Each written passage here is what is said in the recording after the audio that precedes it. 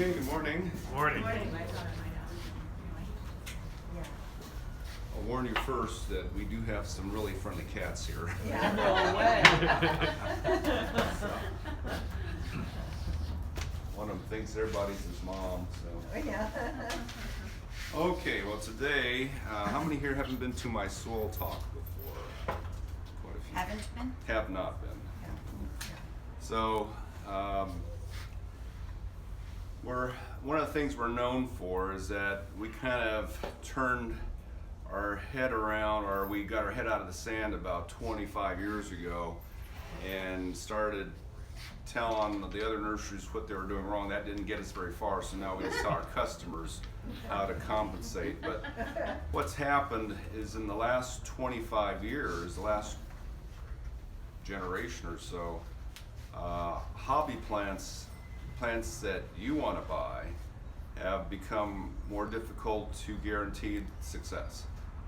It's like you plant things in the ground, they look good for a while, they slowly go downhill and they turn yellow and they die. And the industry has been suffering because of that. What we've heard from our leaders is that the hobby industry for gardening is pretty bad right now. It hasn't really been good since around 2000. And we can tell them why, but no one else seems to realize what's going on. Is that the plants, the industry right now, or the horticultural industry, thinks that compost is dirt, and it's not. And it's causing a lot of trouble, maybe not right away, but it causes trouble in the garden. And so today I'm going to explain to you what's going on, what real dirt is, how it works, what plants need, and then next week we'll talk about how to fix the plants that you're buying from the nursery so that they'll actually work. So one of the first things we'll talk about is what plants need from the ground. So the soil is the most influence you can ever put on a plant. You get the soil right, you treat it right, the plants are going to live. So what do plants need? Number one for the soil, they need moisture. And it's kind of intuitive. So all plants like water. One of the unfortunate things that we've been told the last 20 years is don't overwater your plants. That's not, that term overwatering was invented in the 80s. So before 1980, you can water as much as you want. We never had a problem. Plants like water, even cactus like water. Everything likes water. They don't like drought. Some plants handle drought better. Cactus can handle drought really well. But that doesn't mean they don't like the rainstorms that come through. So they like it wet. But in the 1980s, because we had some plants started rotting out in the ground, the Ag Department went around and told everybody to stop watering so much. But up until that time, it had never been a problem. Basically, it hadn't been a problem unless you had, say, a real swamp in your garden. The plants weren't going to suffer. So moisture is number one. The soil needs to stay moist. Generally, an actively growing plant, if you let the roots dry out, well, day like today, it's even worse. For say a couple hours with no water around the roots dry up and the plant dies. So, on plants, generally, everything above ground is covered in wax. There are little holes in the leaves where the moisture can escape, but the plant's covered in wax so it doesn't dry up, because this plant is like 80–90% water. We don't want to lose that, but the roots aren't covered with any wax. They're there to absorb moisture from the ground around them. So if you expose them to the air, or if the soil is dry, they just dry up too. Number two, though, that's always left out of the conversation, they need oxygen. So even though the leaves create oxygen, actually the only part of the plant that creates oxygen are the little chloroplasts that reside in the cells of the leaves or in the green stems. There's chloroplasts, which are essentially blue-green algae that live inside the cells of the plant that create the oxygen, but the plant does not have a circulatory system that gets the oxygen from the leaves down to the roots. So like we breathe in through our lungs and our blood circulates all the oxygen around to all various parts of the body. Plants don't do that. So the oxygen comes out of the leaf into the atmosphere, and then it has to go through the soil to the roots so that the roots can breathe. Now, roots of plants don't need as much oxygen as we do. So an animal, generally 4 or 5 minutes with no oxygen, or a mammal anyway, your body starts to die. Plants can hold their breath a lot longer than that. Roots of plants, they'll tell you 48 hours. So they don't need as much air as we do on top. Otherwise, roots would suffocate in the ground. We'd suffocate if you buried us into the ground. The plant roots can get as long as the soil has a little bit of airflow in it, that's fine. Now, a couple terms to know here. The more permeable the soil is, the more air can get through it. The more porous the soil is, the more water can hold. People have been getting these two mixed up for a long time. So porous is the capacity to hold water. Permeability is the capacity to hold air.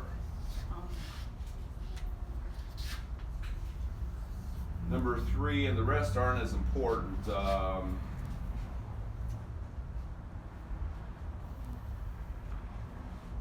not going to even put nutrients there anymore because plants really don't get nutrients from the ground. If you analyze the soil in any forest, there's nothing in the soil for them to pick up. So we'll put down insulation is quite important. Roots burn in the sun. If they get too hot, they burn. If they freeze, they die. The top of the plant is much more protected from the heat and the cold, but the roots have to operate from somewhere between about maybe 34 degrees to about 86 degrees, and that's their good zone where they can operate properly. If they get much below that, they die from the cold. So generally in the lower 48 states in the United States, the soil never freezes. So the plant roots are fine that way. And then generally if you've got proper soil conditions, you don't get above 86. So, and then of course you want the soil to be stable and not change on you so that the plants don't lean. So we'll talk about fertilizer the last class of the month. We switched some of our classes around, but that's not as important. Plants won't die if they don't have fertilizer, but generally they don't get fertilizer from the soil. So, and that's the other thing that everybody's telling you that's improper. They want you to sell you soil that's highly nutritious. Well, they're not selling you soil, they're selling you fertilizer. So most of the products on this end, and I won't show them on the screen there, but all the stuff that's being sold as garden soil, it seems to us, is a better fertilizer than it is a soil. So, okay, so soil in nature, a proper soil in nature is called loam. And that's another problem we see, is that the term loam is being misused nowadays. So nowadays, when you look at some literature and it says loam, it means it's a rich soil because it has a lot of organic matter in it. That's not what loam means. So loam just means the soil is made out of the 3 things that make a proper soil, which is sand, silt, and clay. So if the soil contains all 3 of these in significant amounts, it's called a loam. Doesn't mean it's got organic matter, it just means it's got 3 sizes of minerals. So here's a sample of some perfect soil from an organic farm in Irvine. The farmer told us this is the best soil he's ever farmed in. And when you look at it, it looks almost like pure sand. And we talked to farmers that farm along the Santa Ana River. They said this is the richest soil they've ever had. It's not rich, it's just sand. Plants grow wonderful in this stuff. So the reason for that is it's sandy soils are highly permeable. They can get that air in there. So sand, silts, and clay. Now, you know what clay is. Now, clay, the particles themselves are microscopic. So when you mix with water, it just makes the water turn murky.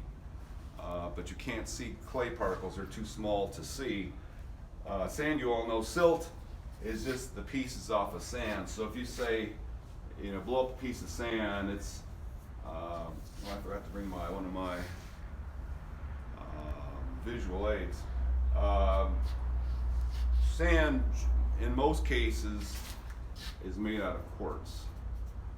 So if you look at sand on a beach underneath the magnifying glass, it looks like crystals, because most sand is quartz. Now, you can make sand out of calcium carbonate too, which is, well, calcium.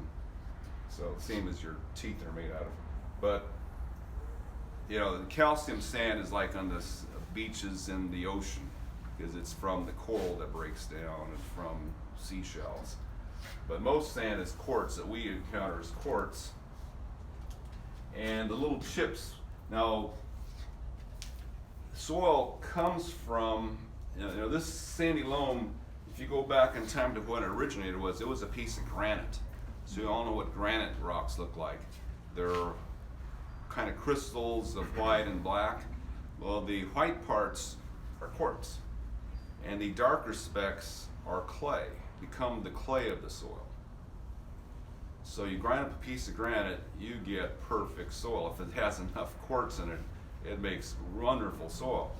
So quartz, so the quartz is rounded up. You know, this soil has been through a riverbed. That's why the pieces have been rounded up. So the quartz pieces, the silt are just the pieces that broke off the quartz that are much smaller. So silt is also primarily quartz, and the clay are the little flakes of, I guess you would call mica or feldspar, that have, instead of being, now quartz is silicon dioxide, same material as glass. Silt is too, same material as glass. Clay is silicon dioxide mixed with iron, if it's redder soil or browner soil, aluminum, magnesium. There's certain other minerals that it's mixed with, and it comes out these little tiny flake-like things, like confetti. So we have our visual aid here. Now, if this was right, the sand particles, which are the tennis balls, would be the size of, say, beach balls. They'd be much larger. And then the ping pong balls here would be the silt. And then the lentil seeds are the clay, but they'd be more like confetti if they were proper. They'd be flat and real tiny. And the sand and silt being primarily round particles, we know fairly round particles, if you squish them together, the solid parts of them are 2/3 of the soil volume, but the air space is between them 33%. So there's a lot of airspace in sand and silt that creates the permeability of the soil. So if you have a purely sandy soil, boy, you can blow air right through it real easily. So the size of the holes have a lot to do with how easy the airflow is. The smaller the spaces, the more friction there is, the air doesn't flow through there very fast. Now, the clay doesn't breathe too well. Now clay, if you have pure clay, there's more airspace in there, or more spaces between the particles than there are sand. So the smaller the particles, the more spaces there are. However, the more friction there is too. So the clay doesn't breathe too well at all. So you can see here, since the sand and silt have 33% airspace, if your soil becomes 33% clay, it fills up all the spaces between the sand and silt, and then the airflow is blocked, and that's when you have clay soil. So on a clay soil,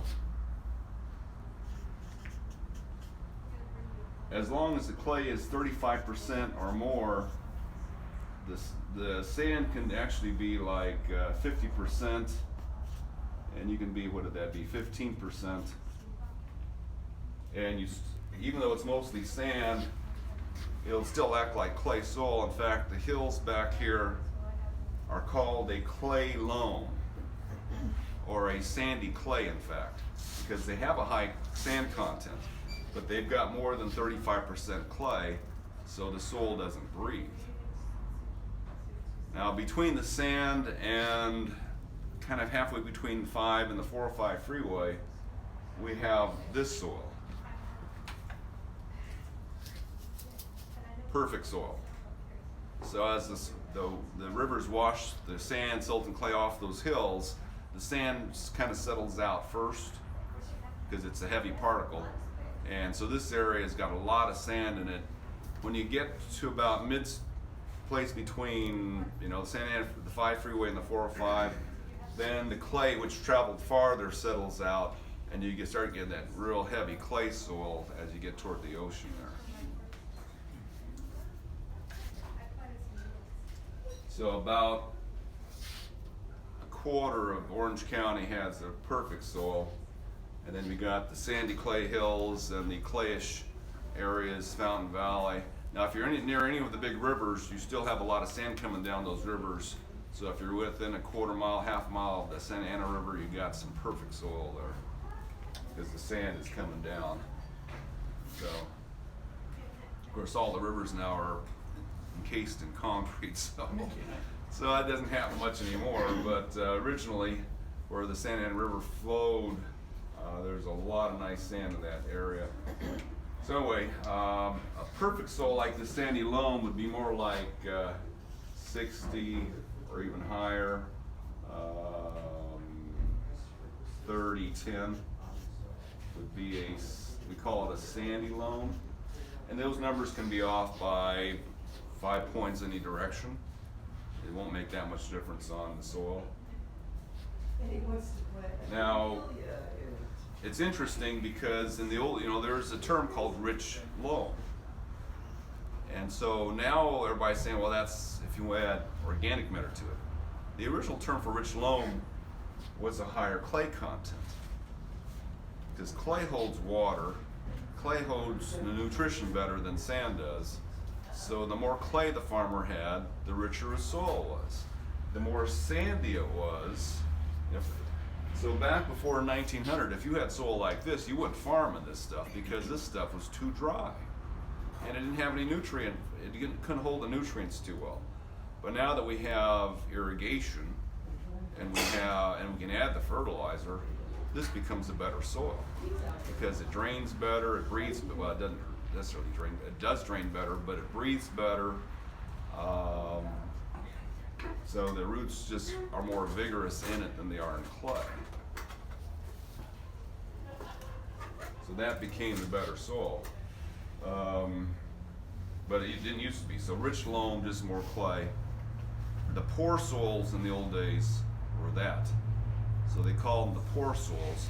And there's a lot of plants in the literature that they'll tell you these plants do better in the poor soils. Well, that's because they don't like all the compost that people are putting in the ground. It kills them. So they'd rather be in this what is called the poor sandy soil. So tarragon is one. You'll see in the books it always says they don't like the rich soils because the compost kills them. It absolutely kills their roots. They like the original clean dirt. And quite a few plants are like that. So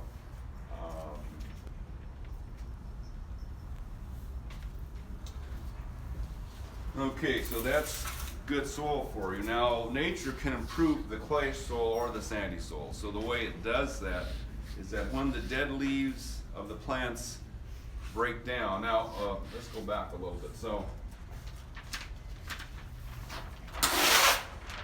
everybody, all the smart guys went around the country, say in the last 50, 60 years, and analyzed what's in nature's soil. So what they found was that in the soil below the surface, the soil is 99% or more mineral, which means sand, silt, and clay. That's what's below the soil. So there's hardly any organic matter below the soil. In fact, University of New Hampshire 2 Novembers ago just put out some literature saying that it's closer to 100%. Because what they were finding in the soil that was the 1% organic turned out to be all the organisms that were living there that they counted by accident. But they also said there's 5 inches of what is called, okay, the term for that is, I forgot it. Anyway, there's 5 inches of dead leaves on top of the ground, so the organic matter is sitting on top of the ground 5 inches deep. Mulch? No, there's another term. It starts with the D. I can't remember the name of it. That they use for dead stuff laying on top of the ground, or manure. Decompose? No, it's a short word. I know it's in my notes, but we'll not look at my notes too much today.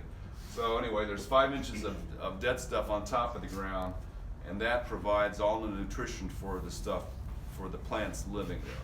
The soil itself doesn't do it. Now, there are some plants in nature, highly evolved plants, most of them are grasses, that can go into an empty lot just full of sand and pull the nutrients out of it. They've got incredible roots that can mine the area and pull all the nutrients and create dead stuff on the ground. But most plants just recycle the dead stuff. That's how they live, and we'll talk about that in a couple minutes at the end of the month too. So the soil in nature is 99% mineral or more. It's actually very close to 100%. So, and the way that nature improves a clay soil to make it more permeable is that when this dead stuff on the surface is breaking down, so plants are made out of, when you look at a plant, this plant's almost totally made out of sugar molecules. So plants create sugar from sunlight, carbon dioxide, and water. The energy from the sun turns the carbon dioxide and water into sugar, and when the plant rearranges the sugar into cellulose molecules, so you can't eat it, then that's what the tissue of the plant's primarily made out of. So most of the plant is cellulose molecules, long fibers that make up the tissue of the plant, and you can't, the only animal that can eat it are bacteria. So any animal that eats cellulose, like beavers and cows, they have to have this bacteria in their gut to digest it. But cellulose is glued together in the tissue, form of tissues by another modified sugar molecule called lignin. And nothing eats lignin. So as the stuff with cellulose and lignin breaks down on the surface, the cellulose is eaten up, that bacteria changes back to sugar and they consume it. But the lignin, which is the glue that holds the plant together, gets down to the dirt here. And what it does, it glues all the soil particles into bigger chunks. So they call that granulation of the soil. So things decomposing on the surface release the glue called lignin. Some people say it's part of the humic acids. And it takes the soil, the small clay particles in the ground, and glues them to bigger chunks. So then they act more like sand and silt. So that granulates the soil to make it more permeable, and that's how nature makes clay soil more habitable for plants, is the action of the lignin on the clay. Also, there are a lot of microscopic worms and big worms that you can see that travel through the soil, creating punching holes through there. So that helps too. So is it pointless to test your dirt, like to buy those dirt kits and test it? Yeah? Yeah, the people who run the tests are backwards. They don't, they keep on telling, like I just saw a test from one of our customers in Mission Viejo. And their soil is actually pretty nice, and interesting. It's very nice. It's gravelly loam. It's gravelly, sandy loam, so it's highly permeable soil. Like they say, most soils, the average soil in Orange County, when it's wet, the water penetrates at about 1/8 of an inch an hour, which means you can't leave your sprinklers on very long. But her soil, the water penetrates 1/3 of an inch an hour, which is really fast for a soil in Orange County. So that's pretty much like the sandy loam would be. So she's got some really well drained soil, and yet the soil lab told her, well, we want you to add, I can't remember how many it was, 4 cubic foot of nitrolyzed redwood per 1,000 square feet to bring up the nutrient value. Now redwood sawdust, just to be truthful, won't cause much trouble because redwood is almost an inert material. It doesn't break down fast, so it's not going to cause that much problems in her yard. But still, I wouldn't even do that. I would just fertilize after you plant. Put the fertilizer on top of the ground where really belongs, rather than dig it in. And then they tell her to add all these nutrients to the soil. Well, again, well, what happened was University of California, Davis went around the Central Valley, and they want to see how the different soil types in the Central Valley affected the plant growth, because they've got alkaline, acidic, clay, sand, silty, rocky, all these different soils in the Central Valley with different nutrients in every area. And they determined that the soil had no influence on plant life. They said the same plants grew over the entire Central Valley, and what determined where they grew was where the dead leaves piled up. They said the plants they were surveying didn't live on anything in the ground.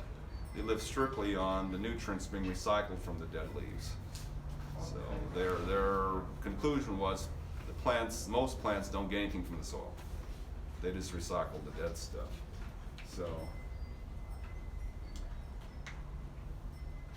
So you can improve your soil by putting compost or dead stuff on the surface and keeping it moist. The nature will do the work for you. Now you can just bring in better dirt. If you're stuck with heavy clay, you can peel off the top layer, say a foot deep, and bring in some prettier materials. That's a cheaper way to do it. The main thing that we try to tell our customers, or wanted to warn our customers, don't bring anything in called topsoil.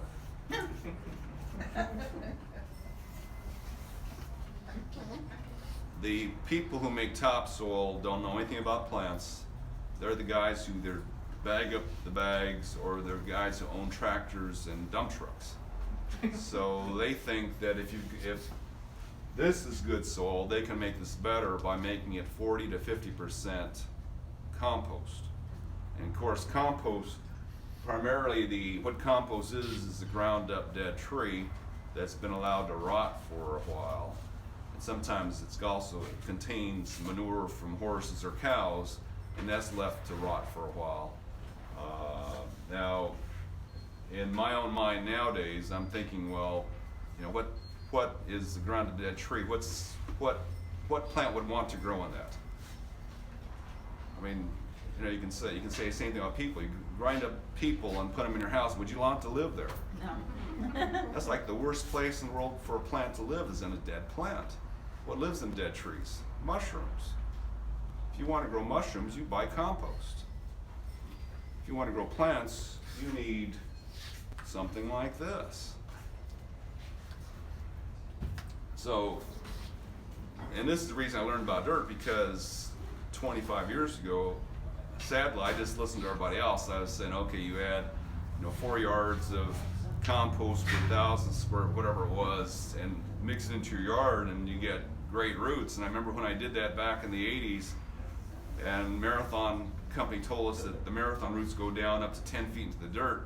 And I put in 4 inches of compost, and after a few years, I cut into my lawn to see how deep the roots were. They're like this deep. I'm going, oh, Marathon lied. The roots of their grass only go on the ground 1/2 inch. But that's what the compost did to the ground. It made it uninhabitable for the grass roots at about 1 inch deep. But I didn't realize that at the time. I thought, the company that sold us the grass just lied to us about how deep the roots could grow. So anyway, in the early 90s, I bought a house. We had all these raised planters. So I called up the soil company in Irvine and asked them, what's your best soil to fill my raised planters with? They said topsoil C, which was 40% compost. And I thought, okay, we've been taught to add compost to the ground to make it better.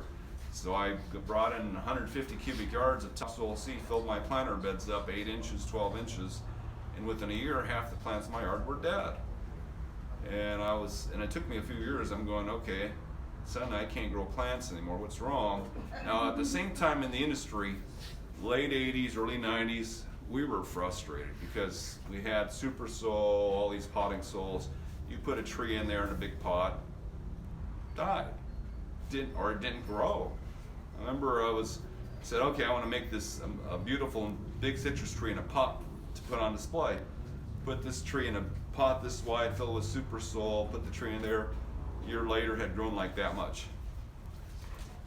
And I'm going, well, the ones in my yard grow 3 feet a year. What's wrong with the ones in this potting soil? And it didn't occur to me that it was the potting soil itself. I trusted the people that sold us this stuff. You know, you'd think that these people knew what they're doing. But we were frustrated. I mean, nothing was working the way it should have in the 90s.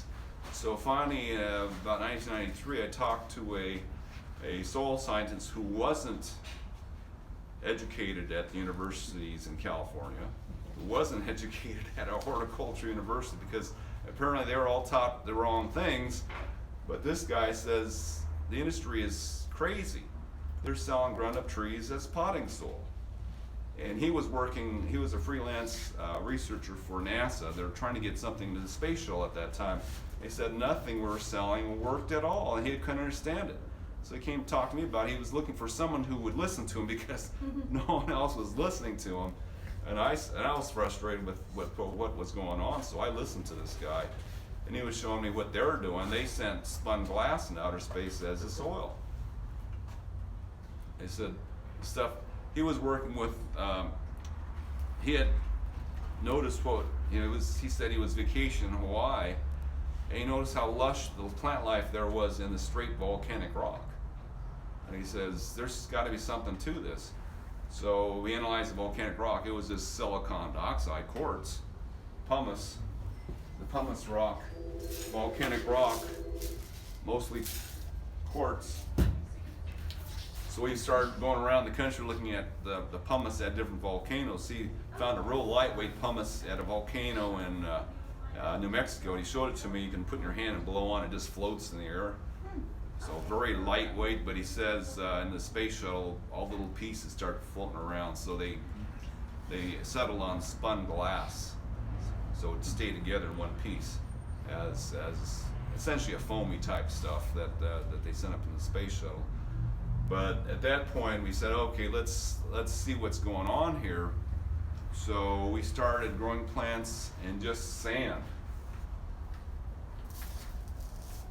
Because he was growing stuff in pumice rock. We grew plants in pumice and put them in the sun, and they dried out in half a day. So pumice inland, and at least because he was living on the coastline, he can afford the coastal houses, but so things didn't dry out in pumice there. But pumice was a little too dry, so we started growing things in pure sand. Absolutely perfect plants. Perfect plants. First thing we did is strawberry plants. So in the potting soils that we had at that time, we put them into Whitney Farms potting soils. Strawberry plants were this big. They look okay, but that's what we're used to. But you put them in pure sand, and suddenly the same strawberry plant was 2 foot across, with leaflets that big. Wow. And we're going, okay, this potting soil is poison. It's absolutely poison. So we grew things in sand for a while, but sand, even though it's considered a light soil, is 100 pounds per cubic foot. Now, I gotta go back now because I'm getting too far ahead of the story. But anyway, the way soil holds water.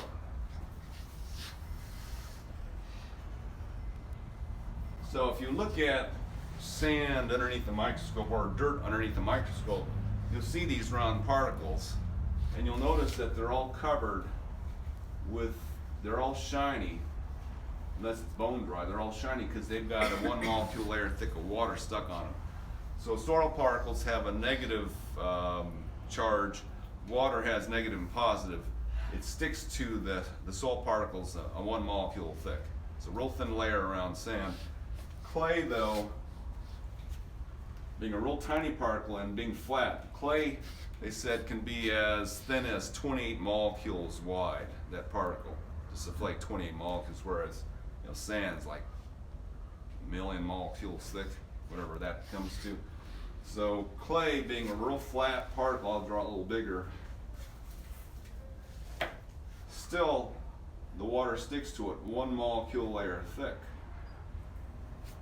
So clay holds a lot of water compared to sand, because sand, most of this is rock. Clay, a lot of the clay particles sitting there in the ground is water.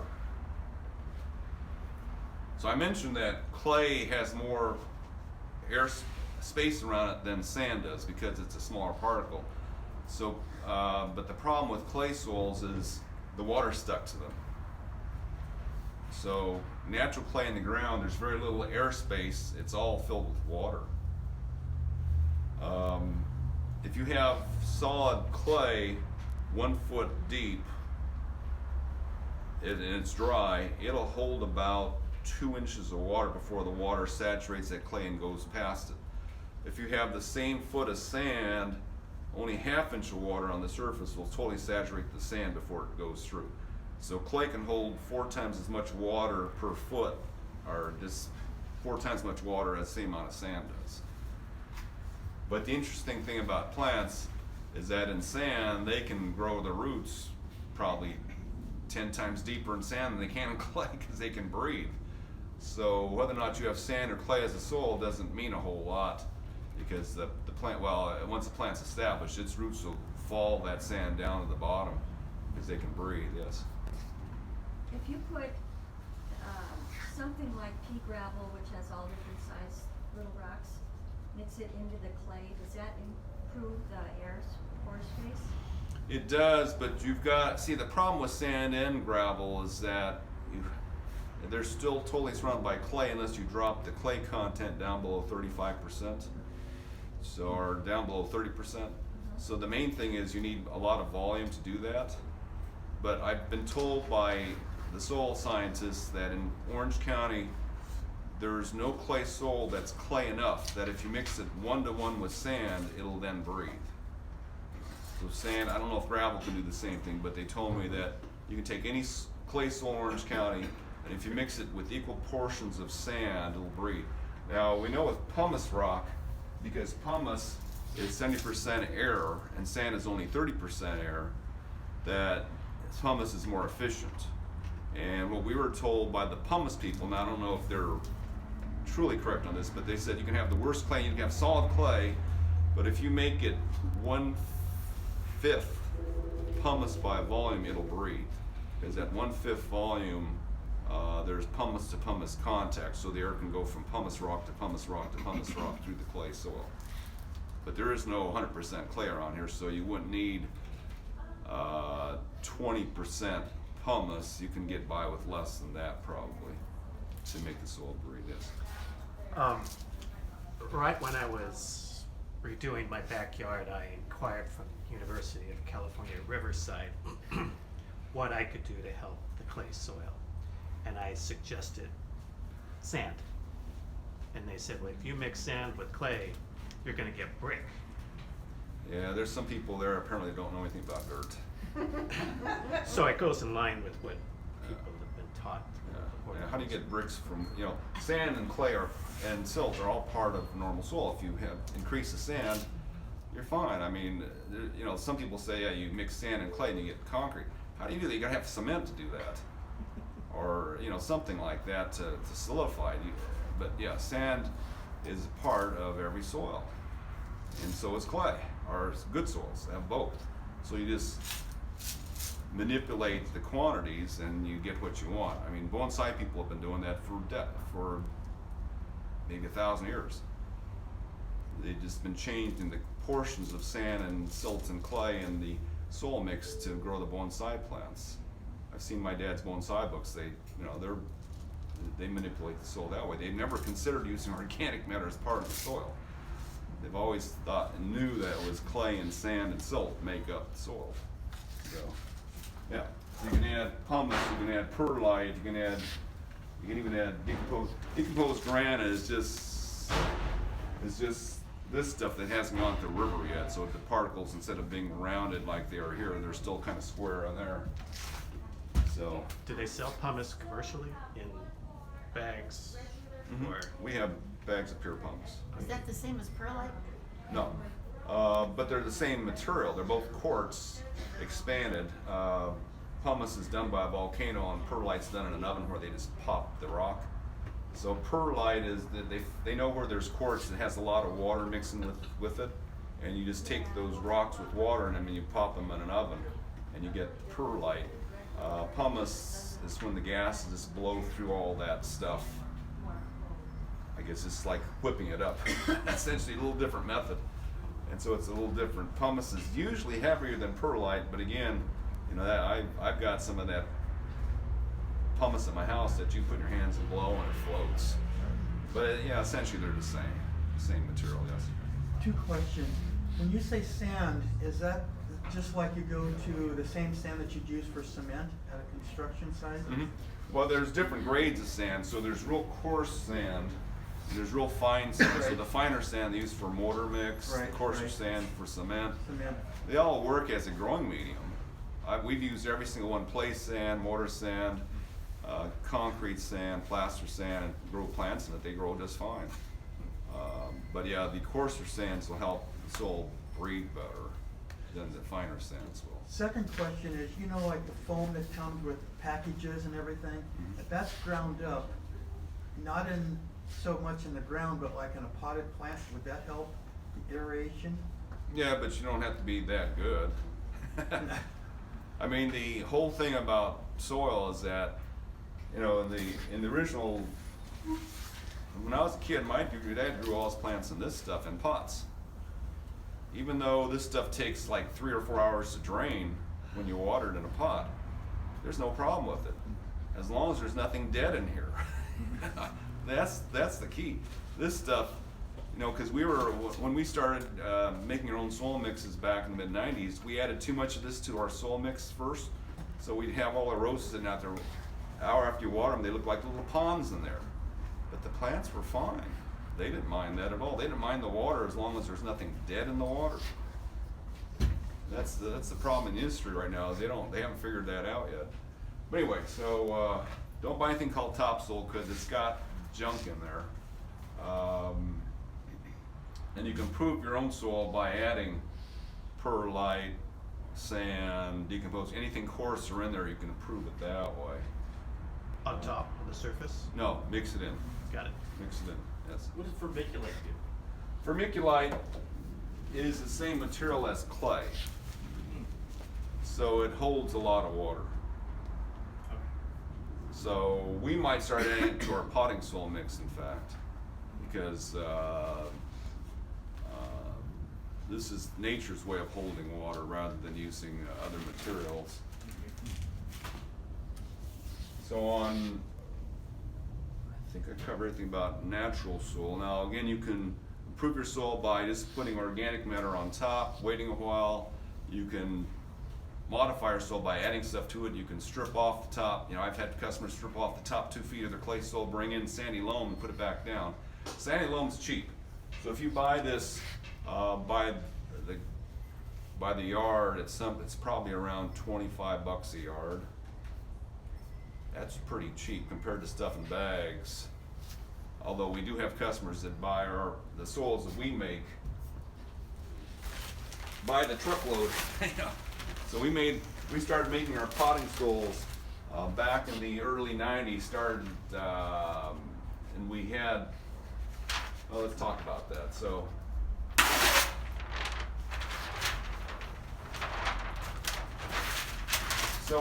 even though sand is the perfect potting soil, we knew that no one's going to lug a 100-pound bag home. It's just not realistic, although that's what would be proper. So we wanted to find out what the lightest natural form of quartz is, and it does happen to be pumice. But even pumice is fairly heavy, and pumice again dries out kind of fast. So I asked the guys at University of Riverside what holds water the best. And now clay holds water the best, but clay does not let water go. So it's not the best storage medium that you can use in a pot, because its hold on the water is real powerful. So the plants can only pick off some of the water. So they told me that peat moss is the best way to store water for plants, because it'll hold a lot of water and then let it all go till it's bone dry. So we worked with peat moss. We mixed peat moss and pumice rock 50-50, and we discovered that the plants did really well in this mix. And what's neat about peat moss is because it's been sitting at the bottom of a lake for 10,000 years or more, that it doesn't foul the water. It's like most potting soils, if you set them in a bucket of water, if you just put a handful in a bucket of water, by the end of the week it smells like a sewer in there. because the decomposition's so fast, relatively fast. It's not as fast as it was before they composted it first. After that, they quote if you okay. Another point is nobody sells completely composted material. Some bags say they have a bag full of finished compost. If it would be carbon dioxide and water. When compost finishes decomposing, it's carbon dioxide and water. So nobody sells finished compost. No one makes finished compost. If you did, they'd be selling you water, essentially. So everything decomposes, even peat moss, but peat moss is real slow because it's been doing it for so long.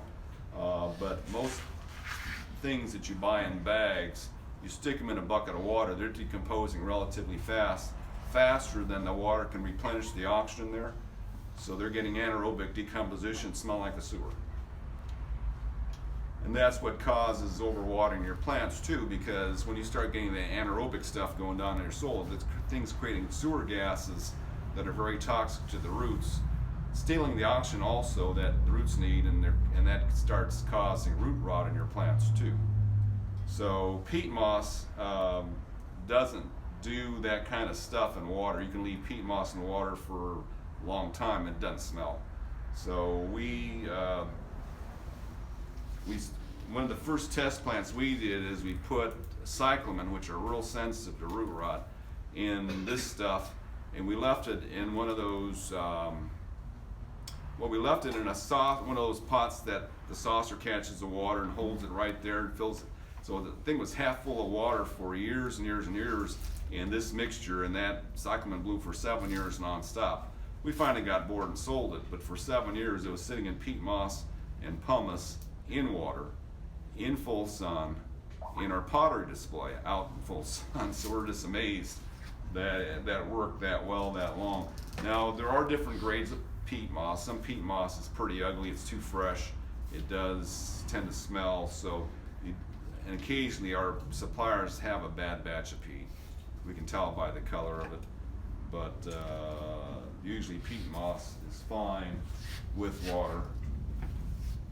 So that was our first blend, and because the peat moss was fairly acidic, we decided it would be used for growing azaleas and camellias and ferns. We called it our acid mix, which is a strange kind of even our suppliers said that's a kind of funny name, but our customers got used to it so fast that this became our best-selling item 1990s and the early 2000s, because you can grow anything in it. We grow all our vegetables. When we start seeds, we started in here. Peat moss and pumice out of the ground are considered sterile. So you can start cuttings, you can start seeds. We start all our vegetable and flower seeds in it. It works quite well that way. The peat moss does break down over time, and because it does get softer, so it starts losing volume maybe 15% in 1 year. So it's not the perfect soil for a tree or a shrub, but for a flower or a vegetable, it's turned out to be as good as we can do. The pH on this is around 6, maybe high 5s, low 6s, so it's a little bit acidic for a lot of plants, but everything seems to do well in it. So it did quickly become our best-selling product. But we wanted to find a soil that worked better for trees and shrubs that wouldn't shrink. So we lowered the peat moss down a bit to 1/3, and the rest of this is stable material. So it's sand, there's volcanic rock in here, sponge rock in here, sand in here, and charcoal. Now we like charcoal because charcoal in nature is what creates the rich black soils of the world. So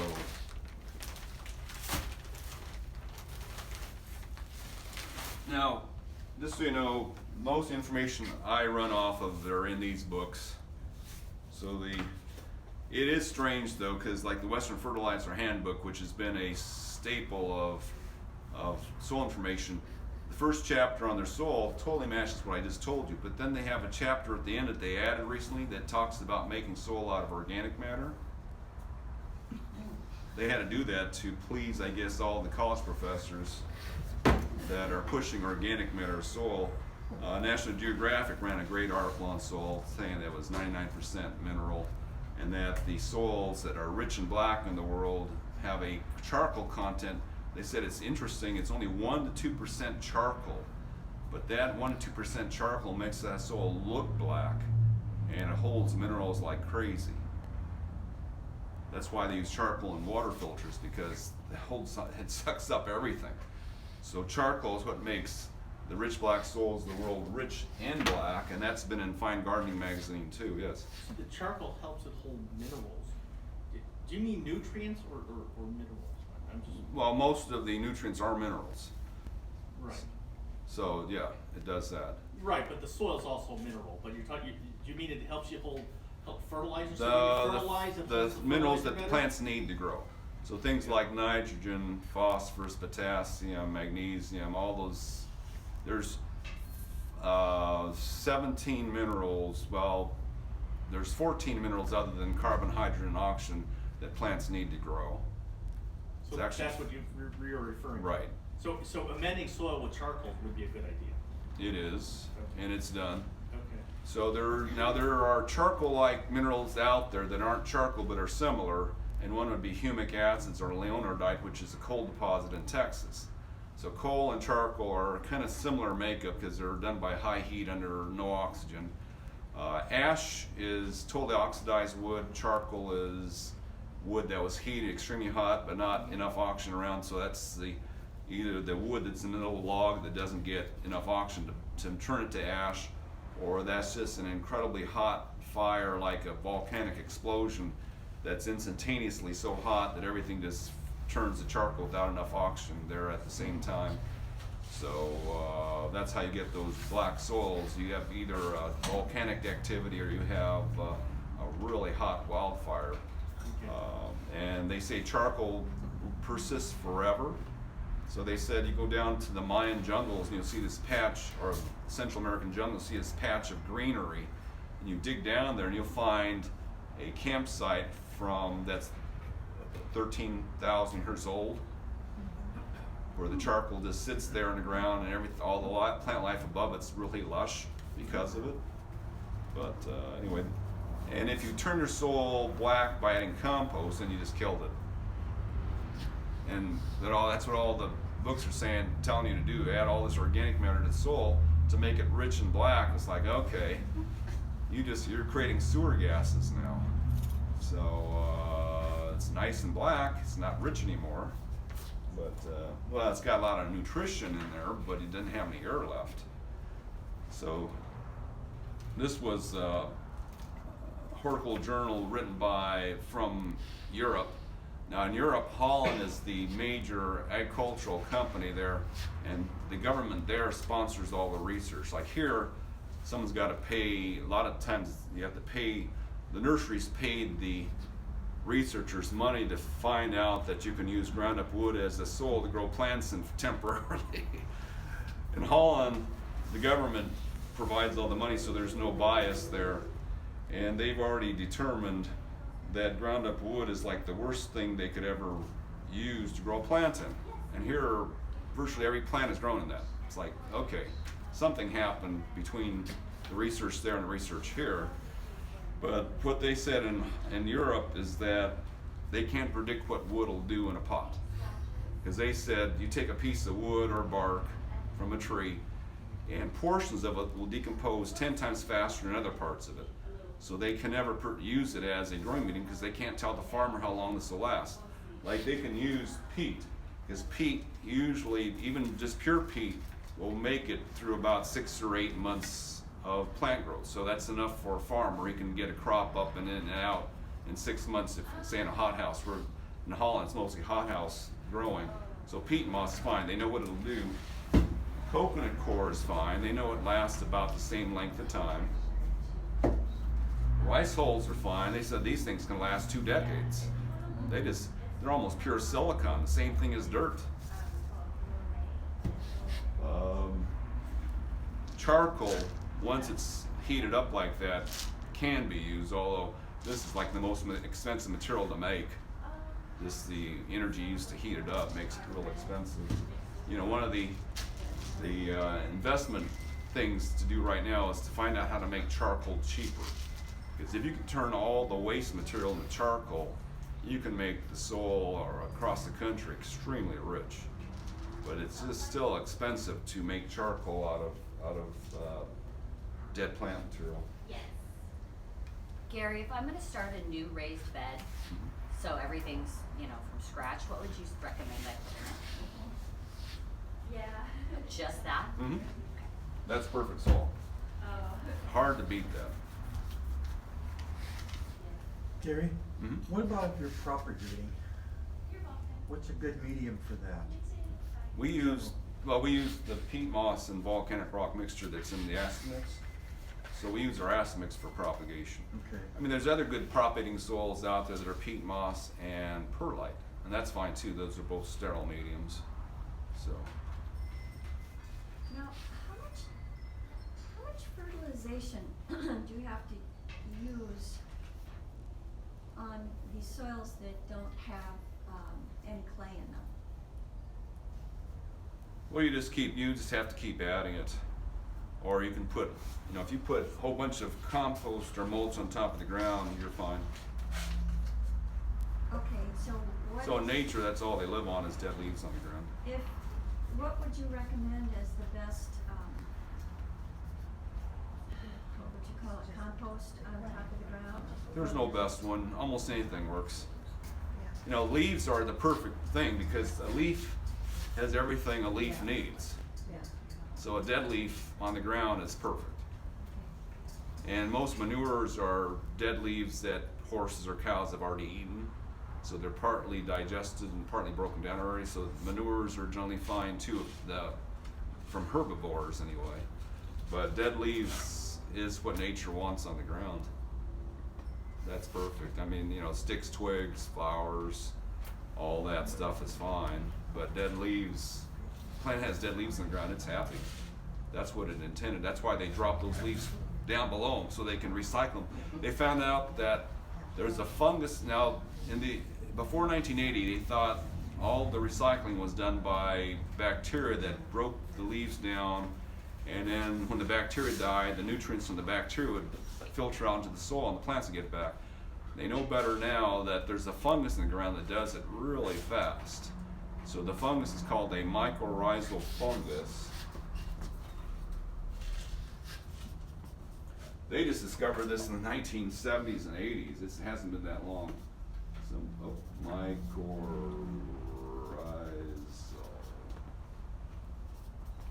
And you'll recognize the name truffles. That's the mycorrhizal fungus that is the partner to oaks. So these fungi, in fact, they found out that what they thought was 80% of the root system of a woody plant or tree or shrub was actually the fungus that looked like the roots of the plant. So this fungus looks like plant roots. It's attached directly to the plant roots. It breaks down the leaves and things on top of the ground, and it brings the nutrients back to the plant. And they said that can happen. A leaf can drop in the ground, and 90 days later, the nutrients can be back up in the same tree. Very fast recycling. Because of the mycorrhizae? They're the main recyclers in nature. And they've been a partner with plants since plants first came on land from the ocean, they said. Because they help the plants dissolve the rocks by the ocean so they get the nutrients out of the rocks. So mycorrhizal fungus can do a lot of stuff the plants couldn't, so they've had that partnership for a long time. Some plants don't use the system. A lot of grasses don't or can or don't have to use it. Mustard, the brassica family, mustard, broccoli, cauliflower don't use the system. Orchids don't use it. I don't think ferns use it either. But it's most plants, 95% of all plant life has got this fungus that they need to survive in Do nature. you put that in the soil, or do you put it on top of the soil? I've heard you put it on the roots. You don't need to do that, it's that in a pot. So, concern reports ran art because, you know, all the doctor products have mycorrhizal fungi in there. They want you to think that their fertilizer is better. But concern report says it's all over. You don't have to add it to the ground. And I actually talked to the professor from UC Riverside that went up to Mount St. Helens after it blew, and they want to find out how fast the mycorrhiza will repopulate, because all that was virgin soil, 200 square miles of volcanic ash. And so they said it took 5 years for the mycorrhiza to totally repopulate 200 square miles of volcanic ash. So any empty lot in Orange County's got mycorrhiza fungus in it. You don't have to worry about that. Now, if you uncover, if you pull a slab off the ground of a patio that's been there 20 years, you might want to add it right there. But that's about it. But if you pot up any plant into virgin soil, like our potting soil, that's where Dr. Earth would make sense. Now, most plants you buy don't have the mycorrhizal on them. If any plant you pull out of the ground will have it. So, we sell a lot of bare root trees. They've got the mycorrhizal already attached to the roots when you get them. So. Okay, where were we? So we made our own potting soil. The top pot's not sterile because we have sand in there. It's not sterilized, so we don't use that one for propagation. But we find that one doesn't seem to shrink much at all. It doesn't hold quite as much water either.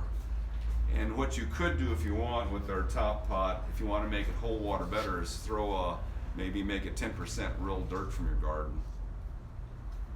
As long as it's not too much clay in there, it won't stop the drainage.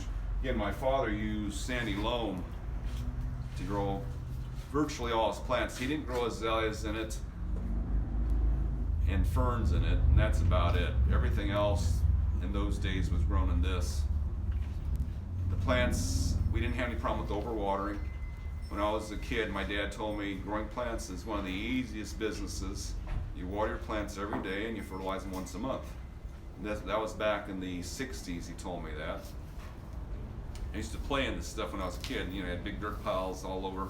My brothers and I used to play in this stuff. But in the late 60s, it started changing because at that point, this soil was considered too heavy for women to handle. Because, the 5-gallon buckets back then were real 5-gallon buckets, and they weighed about 50 pounds. You couldn't pick them up. So they wanted to make it lighter, so they started mixing. Now, the universities told them, make it half sand, half peat moss. And that was fine, except that peat moss has always been expensive.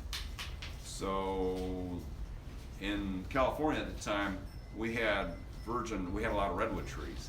And redwood was almost as inert as peat moss is. Redwood takes 7 years, in fact, redwood's more inert than peat moss. Redwood, they said, decomposes in 7 years, peat moss in 5. So redwood was used at that time, and I remember at the time my brothers and I told my dad, this soil doesn't work well for playing anymore. What did you do to it? He said, we're trying to make it lighter.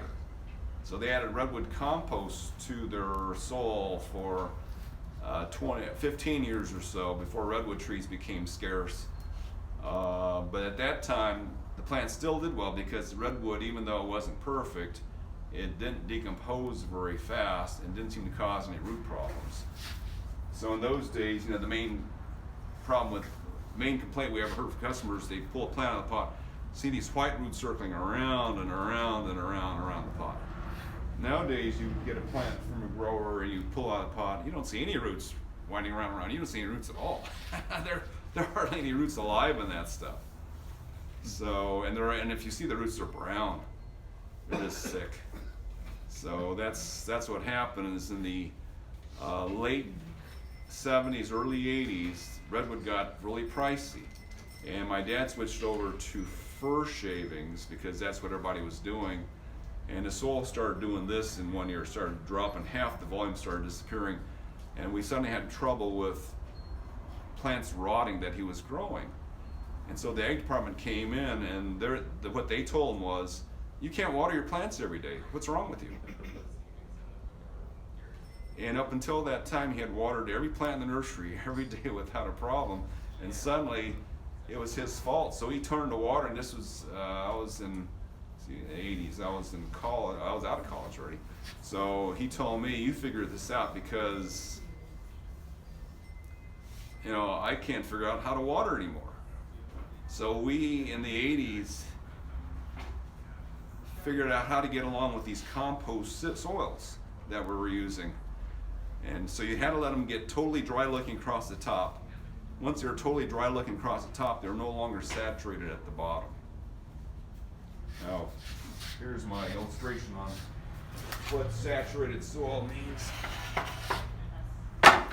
So in the ground, the soil is like sponges all the way through, so the water just keeps on going from the surface. It gets sucked down through the soil. But if you have a non-porous pot, what happens is the water will flow down to a certain point, and then the soil itself has a stronger pull on the water than gravity does. So on this sponge, it won't drain beyond about an inch, inch and a half there. And that water just sits at the bottom of the pot. Well, if you've got compost at the bottom of the pot, it just starts rotting in there. So what we noticed is that the top of the soil looked totally dry all the way across the top. The bottom was no longer saturated. The plant had used the water up, and then the soil can breathe again, the roots can breathe, and it wouldn't root rot quite as bad. So we'd wait until the soil surface looked dry, then we watered real thoroughly. So we'd have to go and check every plant every day and wait till it was bone dry and then watered. And that was hard, because that means, you can have 5 plants in the same row, and the one in the front you might have to water the rest of the ones. And if my employees weren't on their toes and didn't check every plant, we'd be losing plants here and there. And then we'd have plants die within, my dad had, when I was growing up, my dad had the same tree from the time I was like 5 till I was in high school, and it looked just fine. And we'd buy these box trees in from the growers, and after 1 year they'd be dead, and we asked them, well, what's going on with your plants? And they told us, you didn't sell them fast enough. That was excuses, because they didn't know what was going on. Because their plants weren't supposed to last more than 6 months. That's what was going on. They were told by the people teaching them how to grow plants that you would have to sell your plants, because most of the United States, it's that way. You go anywhere north of the bottom edge of the country, and everything freezes to death in a pot by November, December. So most nurseries clean out their entire stock before the end of fall, because everything would freeze to death in a pot. Here, things don't freeze, so we have things in pots year after year after year.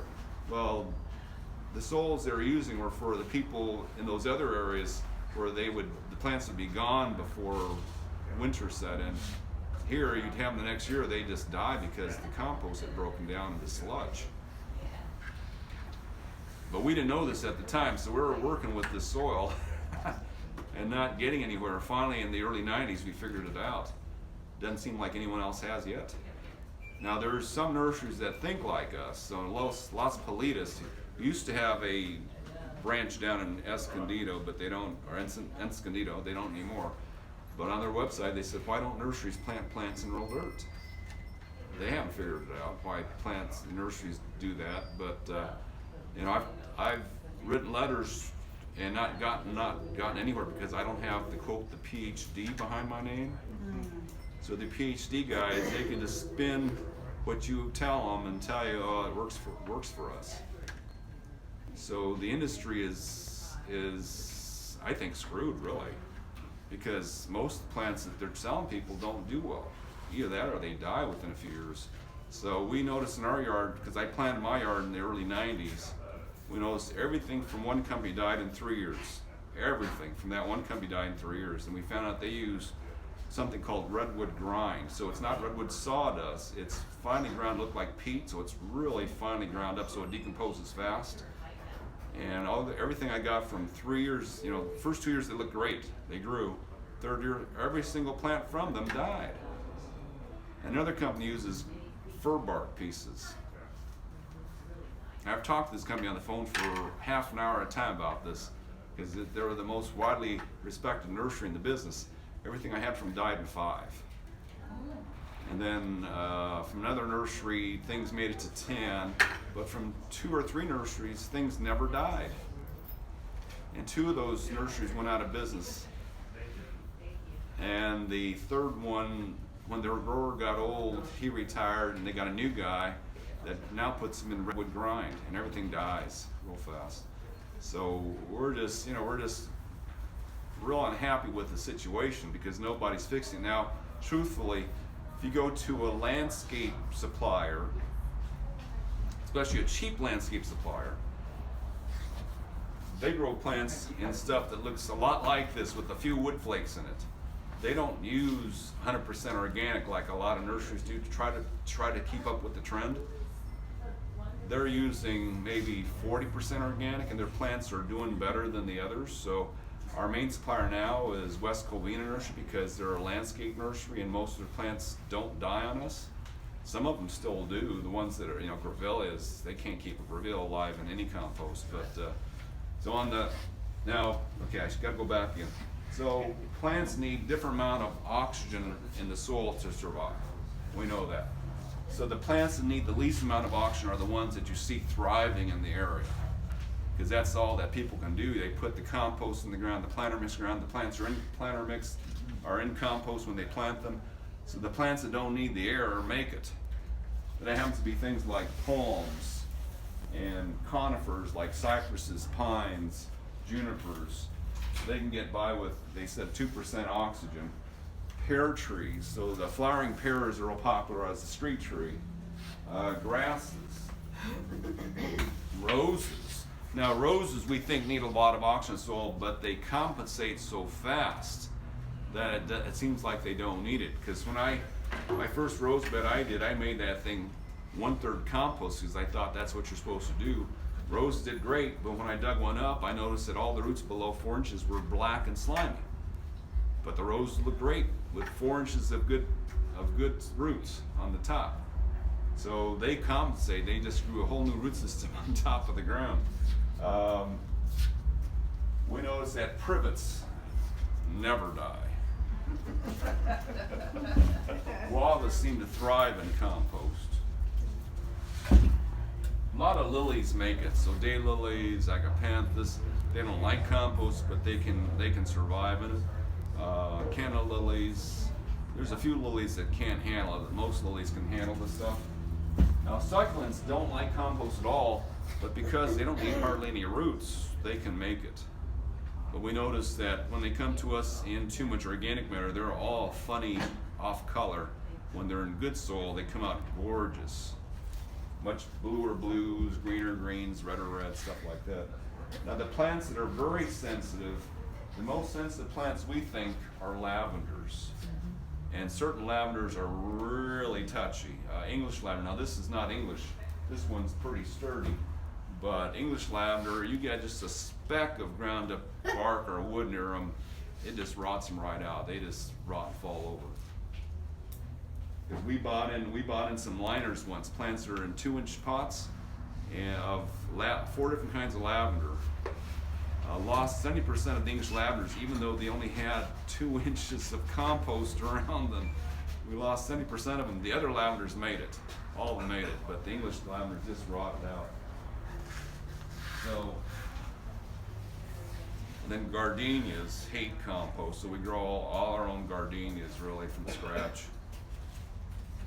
They're one of the easiest plants to grow from cuttings. We hardly lose a single cutting.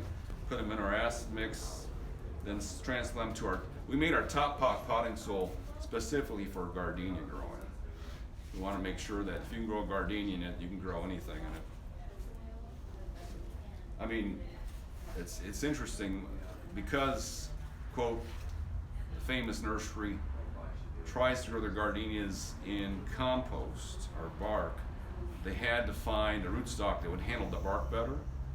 So that's why they graft now, because the wild African gardenia rootstock they use can handle ground up bark better than the regular gardenia. So they use that for roots in the bark, and then they graft the regular gardenia on top of that, making it twice as expensive, but it works better in their material. They could have just used better material and not have any losses. Pansies seem to be highly sensitive to compost ground. They just rot and fall over.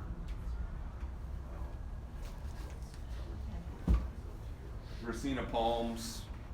That was one of the first indoor plants I tried to grow. I had a big pot. Thought, well, I'm going to grow a gorgeous Dracaena in my yard, my house. Put it in super soil. It rot and fell over in a month. I'm going, indoor plants are too hard to grow. I didn't grow indoor plants for 20 years after that. And now we find out, boy, you put it in the better soil, can't kill them. Ferns, yeah, they don't like any compost either. I remember once back in the 80s, this lady wanted me to transplant her fern. I just cringed. I go, I don't know if this is going to make it, because we're still using Bandini potting soil and super soil, and I doubt it made it. I mean, she was glad that I did it and she didn't, but I didn't think it was going to survive. Kangaroo paw, the way they're grown, most of them rot and fall over. Same with flax. They keep on trying to find things that look like grasses that can survive, but they keep on trying to put them in compost and they don't. So we had, this is one, I think these are the same age, but we switched this to our soil, I think 5 months ago. So it's got much nicer looking roots. I don't know what the roots on this one look like. No, they're not bad.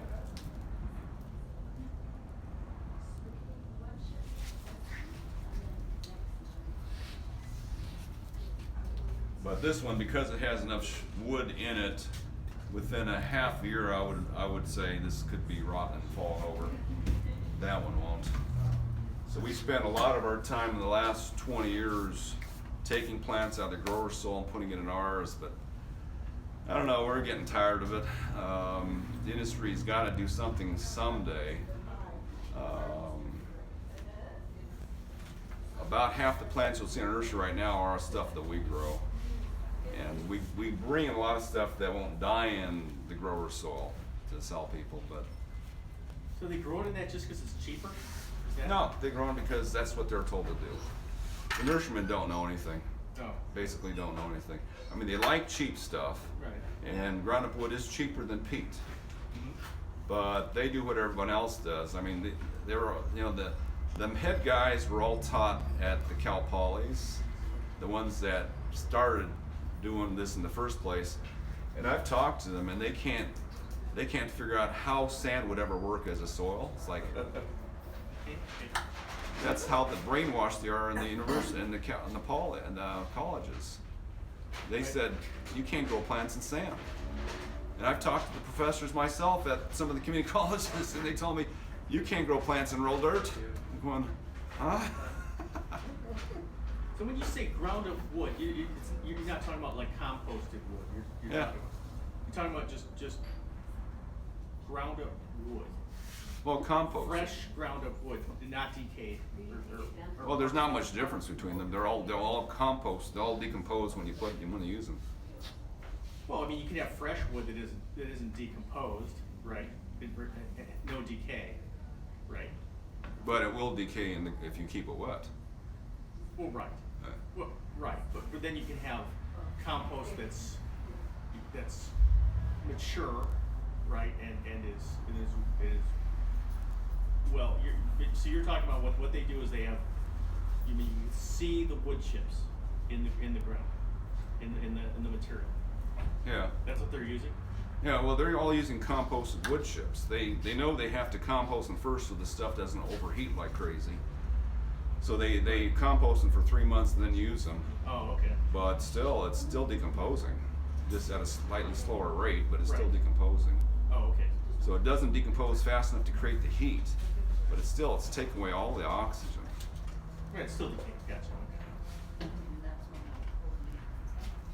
So to clarify, you say not to mix it into the dirt, but on top of the dirt is. Yeah. The backyard, my backyard, underneath my trees is that thick and dead leaves. So what we do, I prune one of my hedges, just take all that stuff, cut in little pieces, throw it underneath the plants. Just keep it in the yard. Can you use grass clippings also? It's not too thick. They can block the movement of air if they're too thick in one spot. What's the hybrid Bermuda? Yeah. So it's real thin stuff. Yeah, but if it mats down on you, the air can't Oh. get through it. So this real thin layer of that, or mix it with coarser material. Right, like when you have a pile of grass and it starts smoking, it's all hot and, yeah. I mean, a friend of mine went down to Guatemala And he wanted to see how deep the leaves were underneath the avocado trees in nature. He said there's 5 foot of dead leaves underneath those trees. Wow. Or if you go up Sierra, it's where the oak trees are. It's deep. It's deep, but there you can still get through them. So, yes. When you irrigate, soil that has mulch on top of it, how much, people always think that the water's not gonna get through the mulch, and I know it gets through the mulch, but how much does the mulch absorb if you're trying to figure out how long you should irrigate? Well, the only thing that's going to happen is the mulch will use some of the water up until it's wet one time, and beyond that, it's just a trade-off. It doesn't really hold more. It doesn't steal the water in the future. It just absorbs. It's like having a sponge on the ground. So it'll probably hold, maybe a 1/4 inch of water inside the dead leaves or whatever you're using as a mulch. But if you add a 1/4 inch of water, it won't hold more than that. Oh. So you just water normally. So you just have to wet the mulch down one time, and from that point on, it's not stealing any water from you. It just holds in place as long as the ground can absorb it. With violets, would you just use your acid mix? Either one will work. Either one will work. The acid mix is probably better in a pot, just because it stays wetter. Violets like it wet. Yeah.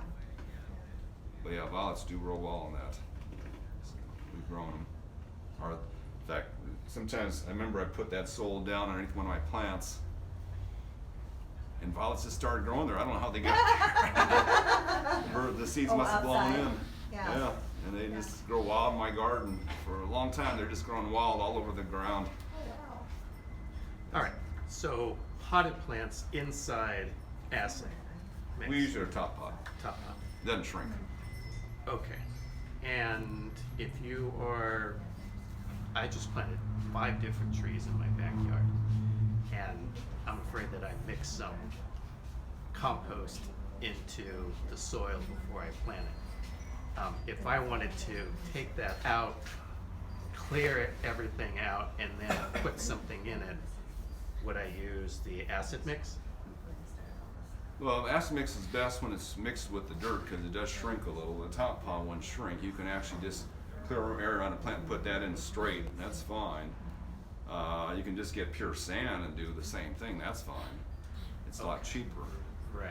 Okay, so I guess what I'm trying to do is trying to amend the soil to prepare it for that plant at the cheapest way to go, and that would be the sand.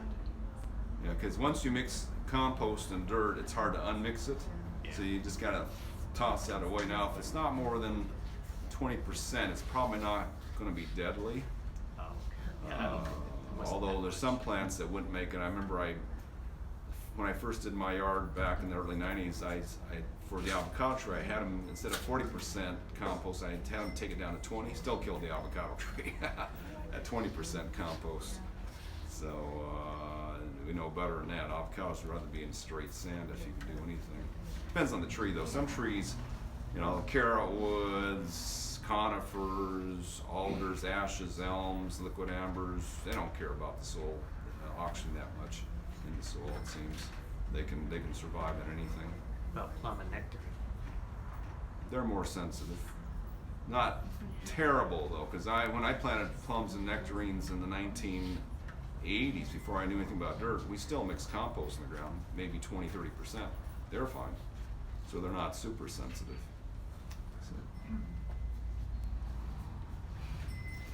So if you have a compost pile, should we just not have a compost pile or just use it as a mulch? Right, you don't need to Don't mix it in the soil. Right. But it's still good on top. it's essential. It's Okay. essential on top. So we'll talk about that at the last class of the month. What's the name of the last one? Watering, feeding, mulching, and crop rotation. We switched, my signs on the counters aren't right, I have to fix that. because the roses will be in the week before, so we'll switch the roses to that week. Is it updated on your newsletter? Mm-hmm. On the newsletter is correct. So next week is how to take the plants that come from our growers and fix them before you plant them, so that they'll make it. So if we're gonna do some of the roses, we should wait until your class? Well, we sell bare root roses. Well, I like those striped ones that you had in the newsletter. Yeah. So I wanna wait for those anyway, Well, those. rather than putting them in the ground and doing something. Well, we'll have those in 2 weeks, so the class will actually be before those show up. I'm getting Okay. some roses in next week, but the George Burns rose in the newsletter is not gonna be till the week after that. Okay. Although you can, if you wanted to, you can purchase one to hold it, Gotcha. and then we'll save it for you. Perfect. Yes. So if we don't test the dirt, so I've been adding more and more stuff to the top. I probably have this much, like where a bunch of my fruit trees are. So I'm a little bit confused. Okay, so I have all the leaves, dead grass, branches, blah blah blah, all the plant trimmings and stuff. I take it from my neighbor's trash cans. When my neighbor across the street, I heard a tree ground down, I push that in there, you know. So, and I got chickens walking through there. So everything I look up is nitrogen, like chicken poop is nitrogen, leaves are nitrogen, like I know I have to have more than just the one thing. So there's zero smell back there, it is shrinking and getting smaller. So how do I find out what I need? Because I know how to test dirt, but how do you test like mulch? I don't know. Well, generally, if it's animal or plant material, it's got everything in it. There's not missing. Leaf has everything that leaf needs to grow. It's not missing anything. The only thing that's actually can escape is nitrogen. Is if you can smell it, that's usually nitrogen escaping. Yeah. Ammonia, or as if it dissolves in the nitrates, then the water takes it away. But nothing else really goes anyplace. It just sits there in the compost pile. So it's there. They don't. Nitrogen is always the thing we're worried about because that's the stuff that's most volatile. Oh. So it's the one thing we always have to add. A lot of the other materials you add it a few times, you may not have to ever add it again in your lifetime because they don't really move much. So, Okay. like when we talk on the soils on the fertilizer class, Orange County has enough phosphorus in it. Oh. Is that the middle number? So just planet Earth in this portion has enough of the middle number. Yeah. We have enough of that. We have enough aluminum. We have enough silicon. There's quite a few minerals that plants need that we have enough of, but the nitrogen is the main thing that no one ever has enough of because it goes away. Okay. Yes. Last year I experimented with a hay garden, hay vegetable garden. Watered it, put high nitrogen fertilizers, started to decompose. I planted afterwards. Plants look great, but that's, the roots are growing in decomposing material, right? So I did notice that the taste was different. And I don't know why should I be adding, because it's not soil, it is hay or straw hay. And now it's broken down and now I use that and throw it on for the mulch, not mulch, but Yeah, as a surface mulch is Yeah. fine. I don't know. Flavor is. I don't know how. I mean, there are cucumbers and beets and cantaloupe and watermelon. Yeah, Yeah, I don't know took- how and why it would affect the flavor. Okay, so all right. But why would plants grow in that kind of stuff? Oh, that's just like the rock wool that they grow hydroponics in. It holds some water and it holds a lot of air, Right. and it is slowly decomposing, so you have a lot of nutrition in there too. So it can work. I mean, for a short crop like that, it can Yeah. work. I mean, for a tree, it'd kill it. Right. But anything that just lives a few months, it's like what they use on hydroponics. The peat moss works for a few months, coconut coir works for a few months. A lot of things can work for a few months. bark can even work for a few months. So, Alright, I guess that makes sense. One more question, I'm sorry to monopolize. Alright. So, I have one bed that, I keep getting like grass growing into. Mhm. I have the really wicked, evil grass that comes rhizomally through. But anyway, so I was thinking, can I push that dirt aside and pour like vinegar on there to kill that, like permanently once and for all, because it's the bane of my gardening existence, and then wait so many months and plant again? Like, what's your thoughts on that? if you have Bermuda, it's hard to kill it that way. So, I mean, the only way to kill a lot of grasses is to cover it with black tarp and leave it there for a year. No sunlight for a year and it's probably dead. Yeah, well, there's no grass right next to where this is. It just like came all the way over because now there's a nice pile of dirt there, and it's like, hello. It's hard to kill Bermuda because it can lay there dormant for up to 6 months without dying. Oh, we had it longer than that. We didn't water our backyard for like 2 years during the drought. Like literally 2 years. I have photos where it's just dirt, and then when the rain happened, the same grass comes back up. Of course, there may be seed too, Oh. so that's the other bad thing.